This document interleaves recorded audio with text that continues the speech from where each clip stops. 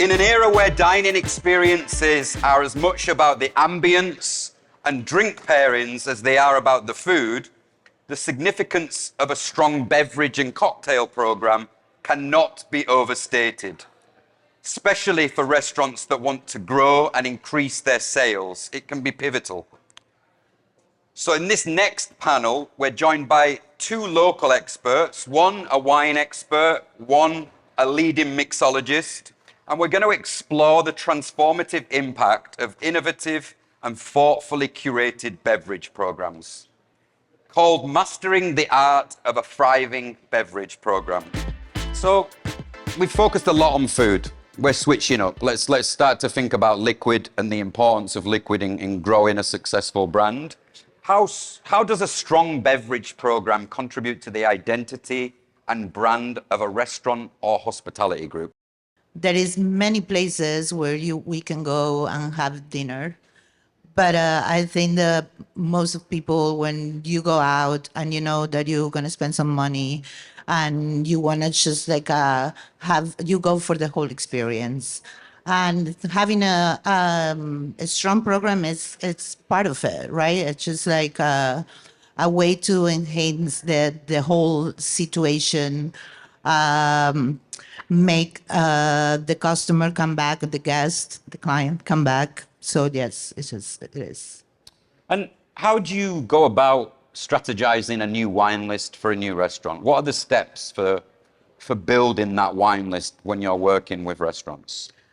All right. The first thing that I do is just like I talk to every sales rep in the city, people that I trust, that I know what they're gonna bring me. And I start tasting, and I do myself a couple of questions. The first question that I always ask myself is this wine gonna contribute to my wine list? The person that is making this wine, or the people making behind this wine, what are they trying to tell me? And from that is when I start building a program.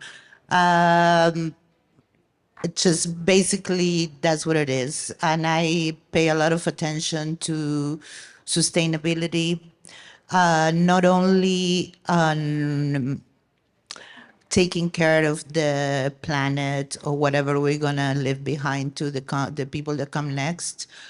Also, I paid a lot of attention to labor practices. For me, it's just a fundamental thing. I spend lots of money doing that because I like to go to the vineyards a lot to see what's happening. Well, that was my next question. How do you understand the labor practices? I mean, basically, I kind of know who is the person that is going to bring me that wine to taste, and I kind of know what's behind that importer. Mistakes happen, all right, sometimes. But when you go to a vineyard and someone tells you that this wine is made with sustainable practices or is organic, and you go and you see that they have 8 hipsters doing harvest for 75 hectares, something is not right. So they're setting up the stage. Something is not right. I get you. So you kind of have to pay attention to those little details, that is going to give you like, okay, but who's behind this really? And it happens a lot. Yeah, I see it. Mm-hmm. They get the influencers to start stomping grapes and. Yeah, I love. That's my favorite thing to do. Yeah. I've been that hipster. I feel guilty right now. Yeah. So, but you know what I'm talking about, right? Then it's a lot of immigrants in the back that no one gets to see. And I kind of like to see that. Yeah, important. I think. Will, coming to yourself, same question that we started on there. How does a strong beverage program contribute to the identity and brand of a restaurant or hospitality group? And I know you're in a unique position because you run the bar, you had this really successful pop-up during the pandemic, and where hopefully everyone knows this, expecting a new restaurant from you very soon here in Miami. I don't know what you're talking about. There we go, exclusive. She's going to try to sell you some wine now. Successfully, yeah, for sure. No, it's a huge question, and I think it could probably gobble up all the time that we have talking about this. Please do. Yeah, perfect. For me, I think it's sort of two-sided, right? There's what we do for the guests and the need for it to be, a visually arresting cocktail, something that feels like it's delivering a lot of value, something where you finish one and you want to have the same thing right away over again, right? All of that stuff is hugely important, and that takes a lot of thought and a lot of technique. It takes great bartenders, and that kind of dials into the side of the coin that I think might be the more important of the two, and that is creating something that will attract the highest possible caliber of restaurant worker, right? So it's very, very straightforward or obvious, I think, to focus on the guests, right? That's what we're supposed to do. But I think we're of course focused on the guests. They're paying our bills. They're keeping the lights on. We need them to come in. But I think there's a longer path to getting there and doing that successfully. And it's not focusing so much on the content of a single drink, but in putting together a program that will attract the best of what the city has to offer from the labor side, are these drinks that the best bartenders in Miami want to be making? Do they feel proud? Do they feel engaged? Do they feel like when they show up for work, they're doing the best job they possibly can? And that's I think, for me at this point, the more interesting of the two problems. That's a really unique perspective, and I think I have a lot of time to think about this stuff. Why is that important to you? I mean, ultimately, it's a service product, right? No matter what we're selling, food, beverage, hospitality, any of it, I think what resonates with me about Miami so much is that people here are not going to get fixated on any one of those elements, right? It needs to be the complete package. And to me, that's most heavily predicated on service. Apologies to all the chefs in the room. I think it's when you focus on service, you need to focus on the caliber of the candidate who is providing that service, right? Like, we can believe in training, we can believe in setting the stage, we can believe in bringing in great product and focusing on great stuff. But ultimately, you need people who have this very natural desire to take care of other human beings and to offer them the best possible experience. So as an operator, my job is to make sure I'm doing everything in my power to attract and retain those candidates. And today we know the theme is growth, and I've said the word grow, and I've made some terrible dad jokes pertaining to the word grow. But I think you have a unique perspective in you chose Miami. Yeah. You were working outside of Miami, and it wasn't a pin in the map. It was an intentional decision to come and base your businesses here in Miami. Why was that, and how have you seen Miami grown since you came here? Nobody's accused me of being clever. No. Jesus. No, Miami's super exciting. I had the opportunity. I was traveling a fair bit for work, kind of my whole time as a bartender, and then the last year before I moved down here, I was traveling all the time as a brand ambassador.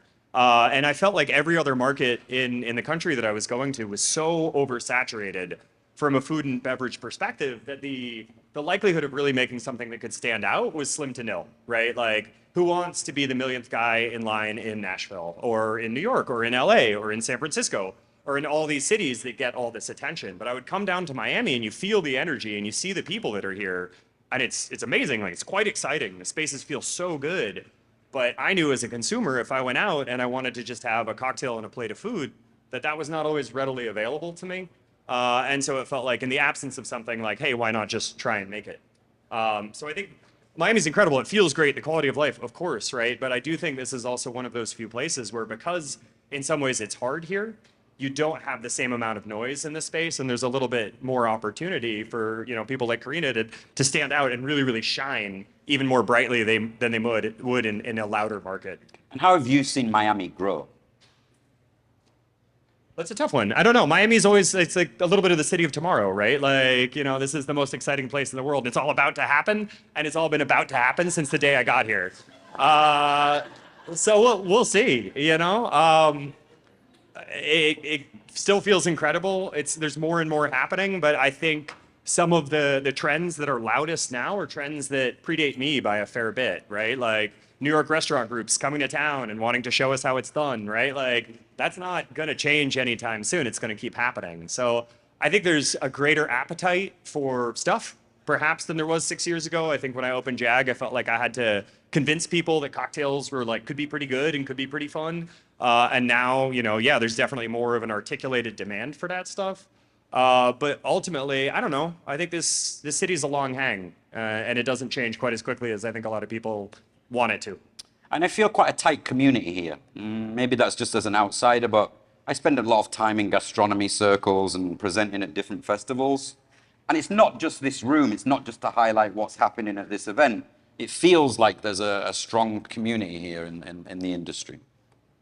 Yeah, I think there's always kind of a goat, right? Like there's always, oh, it's the owner or the guests or the weather or the something. Like it's not an easy market from an operational perspective, at least in my perspective. And I think that helps kind of tie a lot of us together, right? Like there is a feeling that we're all kind of in this together as operators who are trying to do this well. And I think that can be a really strong tie that binds. And Karina, coming back to yourself, I'd like to know if you could share an example of how a particular wine has become a signature offering with someone that you're working with, and the story behind that type of creation. I wouldn't say that it's a particular wine. I think that it was just like my signature is whatever is called quote unquote natural wine. And that was something that I didn't know that I was doing, right? I just like, well, a lot of you know, I opened a restaurant, new kitchen, so we were very small. We started with nothing. And I think that it was probably one of the first chef-driven restaurants opening together with Brad when he opened Alter, and just like, hi. And it took a lot. It took a lot of us because I was just like pretty much a single mom waitress. My partner was coming from cooking a line on a restaurant, so we didn't have a lot. And I kind of decided that I wanted to work with producers that they were going through the same struggle a little bit, like a very small, probably they didn't have the organic certification because that costs a lot of money. How much would it cost to get organic certification? I have no idea, but I know that But it's a lot. Too much. A lot. A lot, yeah. In Europe, it's a little bit easier because we were just talking in the back right now. Places like France and Spain, they just... I'm based in Paris, and right now it's many places are becoming exclusively natural wine offerings. Oh, no. Yeah, that for sure. I'm talking about the cost for the winemaker Yes. to become organic certified. All right, that's what I just like trying to say. So I decided to work with these people. I have no idea that I had a whole natural wine list. But I was very proud. I was very happy. I approved, like as I told you, where this come from, what contributes to my program. And I was very proud.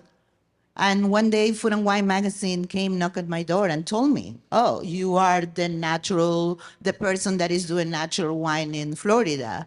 I was like, oh, look at that. So I guess that surprised you. That's my flag. Yeah, I didn't know. You could say it just happened naturally. Exactly. So that's exactly what happened. Sorry. And so I would say that that's my signature, and I try to keep going. Now I'm not at the restaurant anymore. The restaurant is still on and wonderful as always. But I'm doing other things, and I keep on the same line. It's just like I do the same questions everyone I taste, and I go over and over again. I would, if I can piggyback on. Please do. Clearly, Karina's. Are we gonna fly now? Yeah. No, I want to piggyback on what is very definitely your answer, and like I probably shouldn't, but No, go for it ties back to the question you'd asked me a second ago. There probably wouldn't be a Jaguar Sun without a new wine and without Karina at New Wine. Explain that. New Kitchen. What does it mean? So it was New Kitchen at the time. Yeah. So I was in downtown Miami, and I remember I was trying to get myself something to eat, and I was having this like, I can't just get a plate of food and a cocktail. I can get a plate of food and a glass of wine here. And I saw New Kitchen pop up on Google or whatever, and I was like, well, that's a silly name. And I went to check it out. And I walked in and I look like this, and that's a nightmare. And I sat down at the bar and I was like, everybody in here is so much cooler than me. What is happening? And I was like, all right, like I worked at a Spanish restaurant for a second. Like I'll get a little glass of sherry and they'll know that I'm cool and we'll make friends. And I tried to order a glass of sherry and Karina looked at me like I was an idiot and was like, no, I don't have that, but I have Vin Jaune.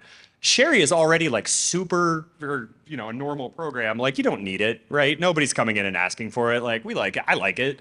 Vin Jaune is like expensive hipster sherry for the expensive hipster class. There's no reason for a human being to be carrying that wine, maybe ever in the entire you world. want your cheese. But the way in which, it was amazing. But the way it wasn't the wine, it was the way in which the wine was served, right? And so for me, your style of wine is not, oh, it's natural, or oh, it's, this producer, or it's this story of sustainability. It's hey, the wine is here and it's awesome and I have just the thing for you. And oh my goodness, this bottle just happens to be open while I watch you opening it, And that to me, like that drives it. From a hospitality perspective, I think that's absolutely the product that to me has resonated most loudly. Thank you. Yeah, that's a little bit of when we were just talking at the beginning. I started very, very nervous, but thank you. No, for but that. Will has that effect on people. So to create my case, I don't do cocktails, so I couldn't say, this is, but in my case, I think that what creates a great wine program is to think a little bit outside the box. So I did start in a Spanish restaurant. And of course, I started with a very small list of Spanish producers. And then I realized that you'd be surprised how delicious this anchovies from Cantabria will go with this Vin Jaune from the Jura. And it was just like a little bit of that it make me realize how to create a program that it was a little bit more exciting. Which is like it's a process of learning. Also, another thing is just like you can create a wine list, or maybe for the chefs here, correct me if I'm wrong, you can come up with a menu that you see that is super exciting, and then at the end of the day, your guests are the ones that are gonna finalize your list, because you see what they like, what they going for.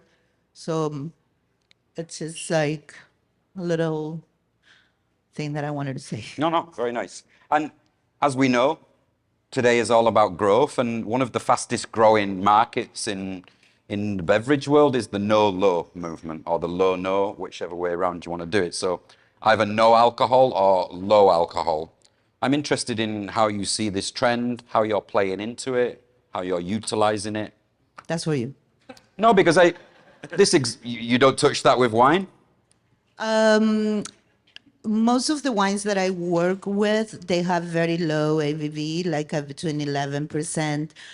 I also... But when I say, because when I say low, I think the definition is sort of 2 or below. Exactly, yeah. But I mean, it's just like a sort of wouldn't, because I don't know what it is, non-alcoholic wine. I know that exists, but I never had it before. I refuse to have it on any one of my lists. I just like, I'm sorry. And also another thing that is happening with you see in a bottle of wine that the ABV is on the back, but for taxes purposes, that is always a lie, because higher ABV wine pays less taxes than lower ABV. Yeah, it's something. I mean, now it is not that much. It happened with the previous government. Maybe it might happen again. I don't. Why do I pay less tax for higher ABV? I have no idea. My guess is that is something that the government did to benefit the producers in California, which I understand, because California wine, the heat, the sun, is a higher ABV. Okay. So I think that was the move. Seeps back to front. But it's my guess. We got the same approach with giving out liquor licenses in Miami. So it's, things get complicated. What's your approach to no low? I mean, yeah, I'm like a late bloomer on this one. I think this is one of the few trends that get talked about where I do actually see a little bit of real demand. Oftentimes trends are like food media looking for stuff to talk about, at least in my experience. that's exactly what we do. This is something where we have more and more guests coming in and really asking for it. And like, I kind of hate it. Like, I don't, it's great and we're going to keep leaning into it. But I think we're here to throw this great party. And I think alcohol for the last many thousands of years has been a real engine of throwing and hosting that party. So we're here. Look, people want to go out and have a great time and they don't want to consume alcohol. Bless. That is a wonderful thing. It's a healthy decision. I'm very happy for them. We will be developing a menu to sort of supplement what we really offer. But generally speaking, from somebody who works in the beverage alcohol space, it's not something that I'm like quite as passionate about. We'll still crack it, right? We're gonna make some amazing, delicious, much lower non-alcoholic options, and again, like lots of appreciation to people that are coming out and want to engage with that stuff. It's a lot more exciting than just drinking like cranberry juice all the time. It's just not necessarily been something that's played as naturally to our strengths or our skill sets or what's kept our business moving for the last 6 years. So that's a trend that I've brought up. What trends are exciting you in the mixology cocktail space? Is there anything where you're like, I think novelty is great to get folks in the door, right? Like novelty is really important for people to see a picture of something on Instagram and to be like, hey, I should have that. That looks cool. Once we get you in the door, hopefully by the time you're on your third cocktail with us, you're just drinking whatever your favorite drink is and you're having a really great version of it. I think, novelty and trend is not something that I want to be overly responsive to, right? Like, are people drinking more tequila? Yeah, great. That's awesome. I love it. Exciting, sort of. But generally speaking, like if I look at, the top 10, cocktail Instagram accounts, like, do I want to be responding to the things that they're posting about? Like, no, absolutely not. It's cool. It's great. I'm glad there's space for that. And I'm glad that's stuff people like interacting with. But from the business side, for myself, for our team and what we put out, I think we try to rely a lot more on things that are tried and true than things that are like flavor of the moment. okay. And I did it with the last group and it worked quite well, so I'm just going to carry on. Have a think about a question that you'd like to ask each other as well at some point, and I'll come back to you because I'd like. I see Karina like 4 times a week. Oh, really? No, I'll think of one. I'll think of one for sure. Yeah. Okay. It should be a very personal question. Yeah. Should be easy for you then, though. Where are we getting drinks after?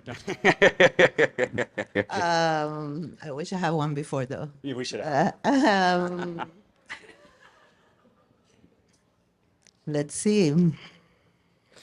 Karina, for someone who's running a restaurant now who's like, I want to overhaul my beverage program, where do they start? Other than giving you a call, of course. All right. For me, having someone designated to create a wine program, it's a great thing to do. I know that it seems like an easy thing that we can all do it, but it's a lot of wine out there. We also know that it's some distribution companies that they just come and offer you just to create the wine list for you. And yeah, it might be easy, but at the end of the day, it shows, And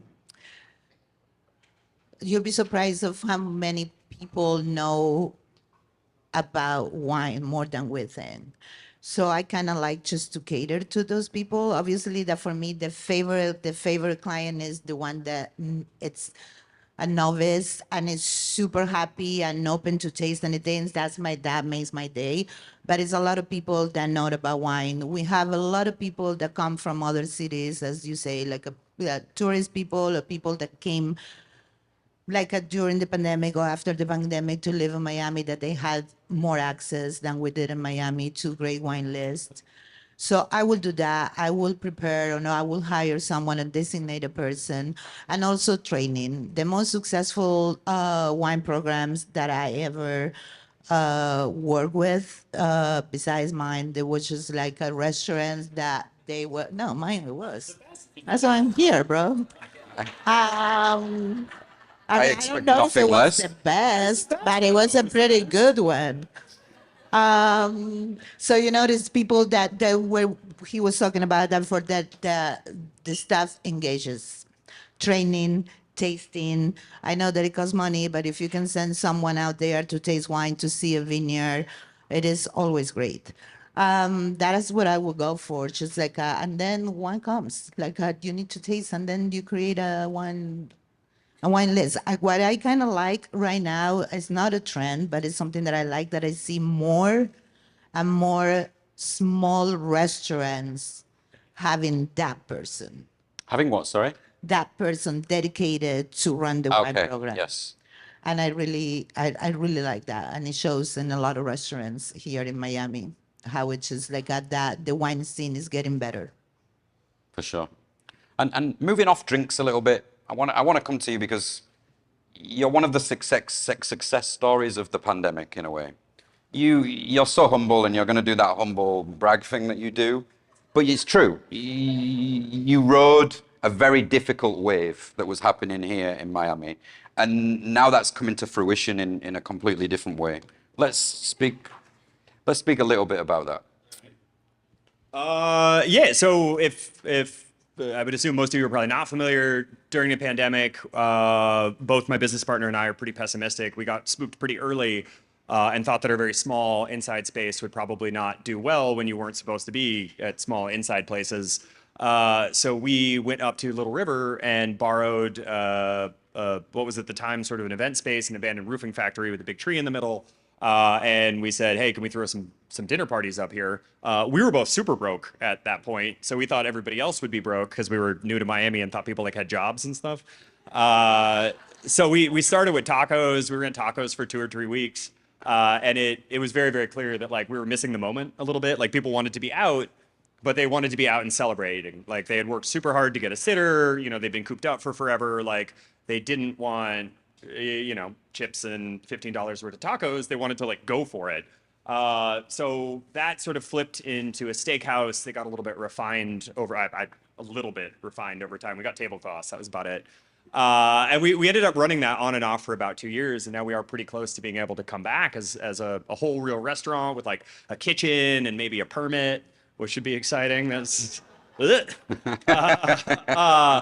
but that was very much a space where beverage was a huge driver, right? Like, what a moment for martinis. I've been trying to trick people into drinking martinis since I started working at bars, right? Like, and it just in that moment, everybody was so thirsty and could not have that sugar and was like ready to go. That I think it did end up becoming kind of a driver, not just for sales, but for how people were identifying the space and how they wanted to interact with it and turning it into something that they were willing to like kind of brave the conditions of the time to come out and interact with. And I think that's a lesson that I'm probably not ever gonna forget. And it's just on sort of relying on that stuff that we've been doing as an industry for so long, rather than saying, hey, here's my new clarified reduction with a centrifuge. It like just none of that mattered at all, right? Like when push came to shove, it was this same stuff that everybody's been doing for a really long time. And I think we're going to do our best to continue to hang on to that. Like, yeah, of course you still need novelty, right? You still need stuff that's exciting. You can't put out a menu that says, here's the martini, here's the Manhattan, here's the old fashioned, even if in my heart, that's what I think people should probably be drinking. We need stuff to engage the bar team. We need stuff to engage guests. We need stuff to put out on social media to say, oh, that looks cool, I'm going to go have it. But at the end of the day, it's exactly that martini that's going to keep the lights on over time, I think. 100%.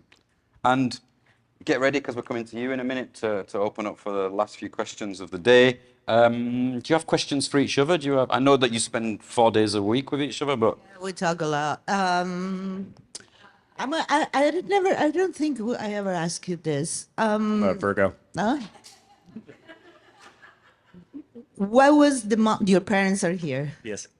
So what was the moment in your youth, I'm just still young, in your youth that you say, fuck it, this is what I'm going to do the rest of my life? Oof. yeah. When did you disappoint them?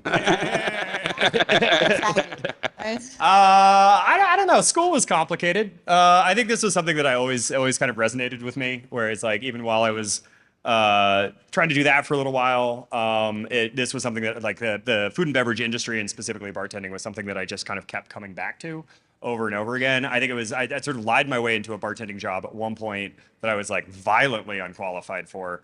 And ended up going into a bar where I just saw like grown-ups who were amazing at this. And I didn't know what was going on. I didn't know why I liked it so much, but just whatever they were doing was like, oh, no, I'm good here. This is fine. And they made me apply like 3 or 4 times before they would hire me as a bar back. But I do, and this is a little bit preachy and ranty, I apologize, but like I do think if your restaurant isn't doing that to young people, then you need to re-examine what your restaurant is doing, right? Like if we are not evangelizing like 20, 21, 22-year-olds, we're missing the mark. And if we don't make it cool, and if we don't make it fun, and if we don't make it something that young people walk in and go, what is happening here? Like, how do I do this? Like, we all got to be doing this till we're 95 because there's going to be nobody to replace any of us. And that is so scary. Long-winded, but yeah. No, it's nice to sometime hear around you that. speak like that, and we've had this conversation before, and I think you really do believe in the power of the world of hospitality to transform the people who work with you. And I just don't want to have to rub bottles at 2 a.m. when I'm 50. You know, that's it. and vice versa, would you have a question? Yeah, my question's less good. Now that I can't, come pay you to open bottles, where should I be drinking wine in Miami right now? Where's exciting? Who's doing a great job with this?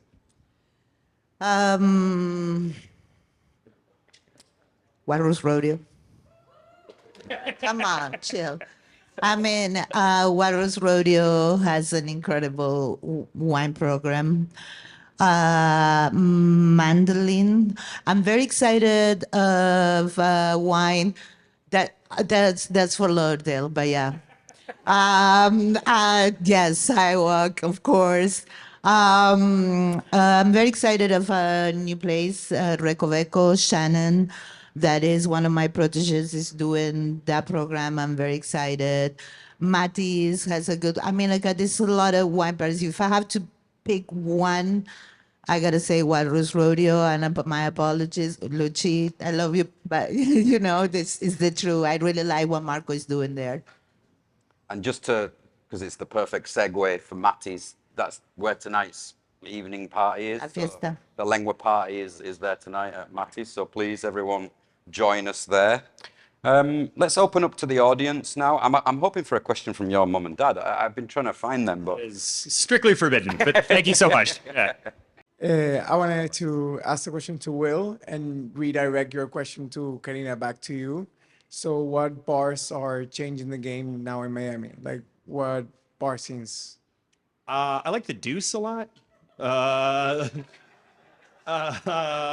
Joe Stone Crab, about 4 o'clock. No, I think in terms of like cocktail, what they're doing at Bar Kaiju is really cool. It's a very, very different style. It's not something that like I would want to make because that seems like a lot of nerd stuff. But in the same way that I'm talking about how important it is to make stuff that like our team cares about, I think they're doing a great job of making product that their team's really excited to produce and that their guests seem to be really, really like enthused about interacting with. So like just because I don't like stuff doesn't mean that stuff is bad to me, right? It's just not the thing for me in the moment. So Derek's got like a whole laboratory going on back there and it works and it's great. So I think that's who I'd call out. Bar Kaiju up in like the Citadel.